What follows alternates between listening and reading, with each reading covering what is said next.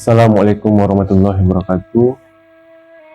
Kali ini kita akan melanjutkan membaca buku Tambo Alam Minangkabau yang ditulis oleh Ibrahim Datuk Sanggono Dirajo. Pada video sebelumnya kita sudah membaca tentang Pulau Perca Alam Minangkabau, yaitu bagaimana sejarahnya bisa dinamanya Alam Minangkabau. Datangnya orang dari luar daerah Minangkabau, jadinya proses adu kerbau dan sebagainya.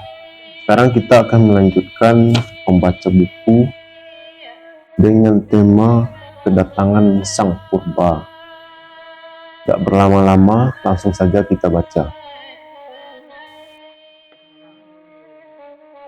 Tersebutlah kisah seorang raja bernama Sang Purba. Di dalam Tambo dikatakan, datanglah Ruso dari Lawi. Kabarnya dia sangat kaya, bergelar Raja Natan Sang Sita Sang Kala dari tanah Hindu. Dia mempunyai mahkota emas yang berumbai-umbai dihiasi dengan mutiara, bertatahkan permata berkilauan dan ratna mutu manikam. Mula-mula ia datang dari tanah Hindu. Ia mendarat di Bukit Siguntang, Mahameru dekat Palembang. Di sana dia jadi menantu Raja Lebar Daun. Dari perkawinannya di Palembang itu, dia memperoleh 4 orang anak. 2 laki-laki yaitu Sang Nila Utama, Sang Manyaka. 2 perempuan yaitu Cendra Dewi dan Bilal Daun. Pada suatu hari, Sang Sapurba ingin hendak berlayar menduduki Sungai Indragiri. Setelah lama berlayar, naiklah dia ke darat. Akhirnya sampai di Galundi nan Baselo. Waktu itu yang berkuasa di Galundi nan Baselo ialah Datuk Suri Diraja, seorang dari keturunan nenek Sri Maharaja Diraja. Datuk Suri Diraja terkenal dengan ilmunya yang tinggi. Ia bertarak di Gua Gunung Merapi. Karena ilmunya yang tinggi dan pengetahuannya yang dalam, ia jadi raja yang sangat dihormati dan disenangi oleh penduduk Galundi nan Baselo dan di segenap daerah. Ia juga bergelar Sri Maharaja Diraja, gelar yang dijadikan gelar keturunan raja-raja Gunung Merapi. Anak negeri terheran-heran melihat kedatangan Sang Sapurba yang serba mewah dan gagah. Orang banyak menggelarinya rusa emas karena mahkotanya yang bercabang-cabang. Oleh karena kecerdikan Datuk Suri Diraja, Sang Sapurba dijadikan semenda atau sumando. Dikawinkan dengan adiknya bernama Putih Indo Jelito.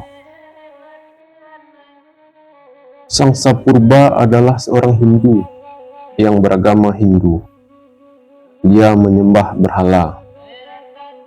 Lalu diadakan tempat beribadat di suatu tempat.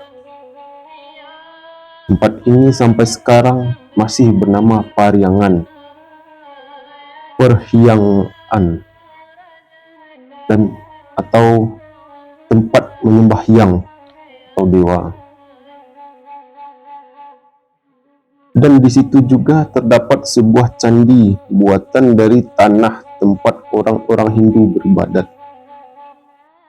Ada juga yang mengatakan tempat itu adalah tempat beriang-riang. Sang Sapurba lalu dirajakan dengan memangku gelar Sri Maharaja Diraja juga. Tetapi yang memegang kendali kuasa pemerintahan tetap di tangan Datuk Suri Diraja sebagai orang tua. Sedangkan Sang Sapurba hanya sebagai lambang. Untuk raja dengan permaisurinya dibuatkan istana Balerung Panjang tempat memerintah.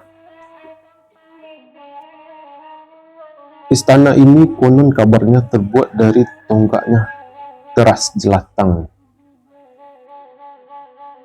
Parannya akar lundang.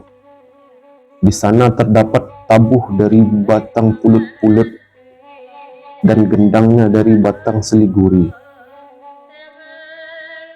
Getangnya jangat tuma, mempunyai cenang dan gung, tikar daun hilalang dan sebagainya. Untuk kelancaran pemerintahan perlu diangkat orang-orang yang akan memerintah di bawah raja. Lalu bermufakatlah raja dengan orang-orang cerdik pandai. Ditanam 2 orang untuk pariangan dan 2 orang pula untuk padang panjang. Masing-masing diberi pangkat penghulu dan bergelar Datuk. Datuk Bandaro Kayo dan Datuk Sri Maharajo untuk pariangan. Datuk Maharajo Basa dan Datuk Sultan Maharajo Basa untuk padang panjang. Orang-orang yang berempat itulah yang mula-mula sekali dijadikan penghulu di daerah itu. Untuk rapat dibuat balai adat.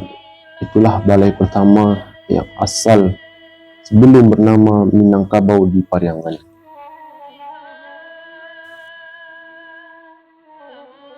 Itulah asal-muasal dari Sang Sapurba yang akhirnya menjadi mantu dari Datuk Suri Maharaja Diraja. Setelah kita baca buku ini pada video kali ini, semoga apa yang kita bacakan bisa menambah pengetahuan kita mengenai sejarah Tambu di Minangkabau. Sejarah alam Minangkabau di dalam Tambu.